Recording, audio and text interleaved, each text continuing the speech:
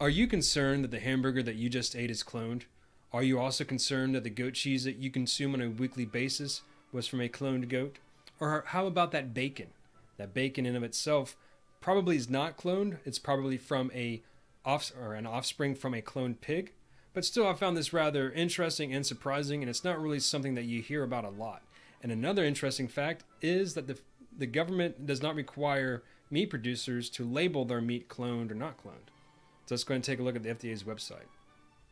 After years of detailed study and analysis, the Food and Drug Administration has concluded that meat and milk from clones of cattle, swine, pigs, and goats, and the offspring of clones from any species traditionally consumed as food are as safe to eat as food from conventionally bred animals. So they do say any species, so I assume that it also involves poultry, but it's interesting that they specifically mention cows, pigs, and goats. This conclusion stems from an extensive study of animal cloning and related food safety, culminating in the release of 3 FDA documents in January 2008, a risk assessment, a risk management plan, and guidance for industry. Researchers have been cloning livestock species since 1996, starting with the famous sheep named Dolly. When it became apparent in 2001 that cloning could become a commercial venture to help improve the quality of herds, FDA's Center for Veterinary Medicine asked livestock producers to voluntarily keep food from clones and their offspring out of the food chain until CVM could further evaluate the issue. FDA studies cloning.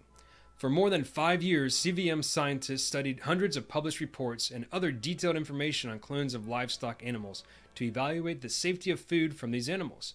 The resulting report, called a risk assessment, presents FDA's conclusions that cloning poses no unique risks to animal health compared to the risks found with other reproduction methods, including natural mating. The composition of food products from cattle, swine, and goat clones, or the offspring of any animal clones, is no different from that of conventionally bred animals. Because of the preceding 2 conclusions, there are no additional risks to people eating food from cattle, swine, and goat clones, or the offspring of any animal clones traditionally consumed as food. So once again, I assume that includes chicken. FDA issued the risk assessment, the risk management plan, and guidance for industry in draft form for public comment in December 2006. Since that time, FDA has updated the risk assessment to reflect new scientific information that reinforces the food safety conclusions of the draft. Our additional review only serves to strengthen our conclusions on food safety, said Stephen F. Sunloff, DVM PhD, Director of FDA's Center for Food Safety and Applied Nutrition. Meat and milk from cow, pig, and goat clones and the offspring of any animal clones are as safe as food we eat every day. Now, I would assume that if they're able to get a bunch of clones going, you would think that food costs would be going down.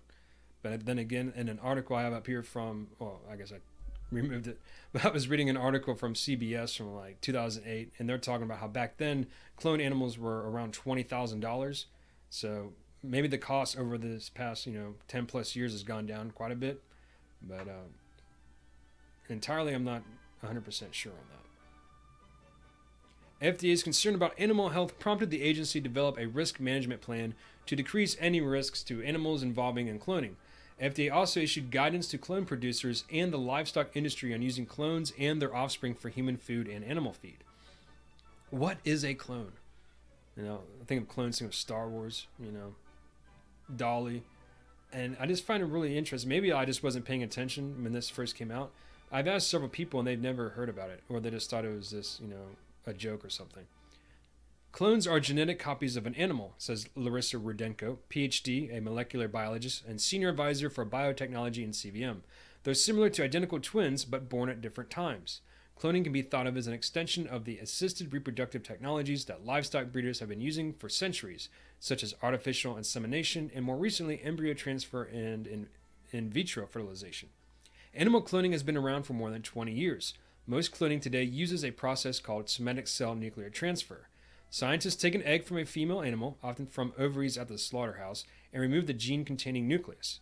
The nucleus of a cell from an animal the breeder wishes to copy is added to the egg. After other steps in the wow, that's pretty bad. After other steps in the laboratory take place, the egg cell begins to form into an embryo. The embryo is implanted in the uterus of a surrogate dam, female parent, which carries it to term and delivers it like her own offspring. Clones may allow farmers to upgrade the quality of their herds by providing more copies of their best animals, those with naturally occurring desirable traits such as resistance to disease, high milk production, or quality meat production. These animal clones are then used for conventional breeding, and their sexually reproduced offspring become the food-producing animals. So, I mean, I guess that's a little more comforting because you can think of it as, all right, maybe they're just cloning, one specific cow, and then the offspring of that cow is harvested or whatever. What cloning means to consumers. FDA has concluded that cattle, swine, and goat clones and the offspring of any animal clones traditionally consumed as food are safe for human and animal consumption. Food labels do not have to state that food is from animal clones or their offspring. FDA has found no science-based reason to require labels to distinguish between products from clones and products from conventionally produced animals. I don't know. I think it would be kind of nice to know if you're consuming cloned animals. Like maybe if you want to have a traditionally organic, diet or whatever. I think you have to state that if the item is from, GMO produced food or whatever. So maybe this at some point will be required. The main use of clones is to produce breeding stock, not food. These animal clones, copies of the best animals in the herd, are then used for conventional breeding, and the sexually reproduced offspring of the animal clones become the food-producing animals. So with that being there, we have this information here. It kind of goes into the history of everything about cloning, and you can check out all the kinds of stuff that they have, myths. And then they have an FAQ about their risk management plan, all kinds of stuff in here. So I just thought this was pretty cool. I mean, interesting at the very least to take a look at. I'm not sure how cool it is to have cloned meat. So let me know what you think. I hope you found this video interesting, and until next time, take care.